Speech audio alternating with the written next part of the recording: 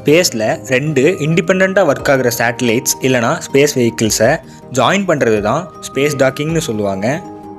இந்த space docking மூலமாக 2 space vehicle இல்லைனா ஸ்பேஸ் சேட்டலைட்டுக்கு நடுவில் ஃபியூவல் ஷேர் பண்ணுறது, எலக்ட்ரிசிட்டி ட்ரான்ஸ்ஃபர் பண்ணுறது, ஃபைல்ஸ் அண்ட் இன்ஃபர்மேஷன் ட்ரான்ஸ்ஃபருக்கு இல்லைனா சர்வீஸ் பண்ணுறது மூலமாக அதோட லைஃப் டைம் இன்க்ரீஸ் பண்ண முடியும். இது சொல்கிறது ரொம்ப ஈஸி, ஆனால் ஸ்பேஸ் டாக்கிங் ரொம்ப பெரிய டாஸ்க்.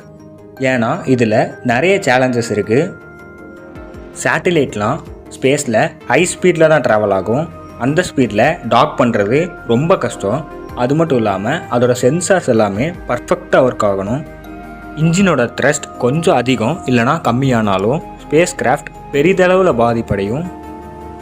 அது மட்டும் இல்லாமல் சேட்டலைட்ஸோட பொசிஷன் அண்ட் வெலாசிட்டியில் மிஸ்கால்குலேஷன் ஆகக்கூடாது.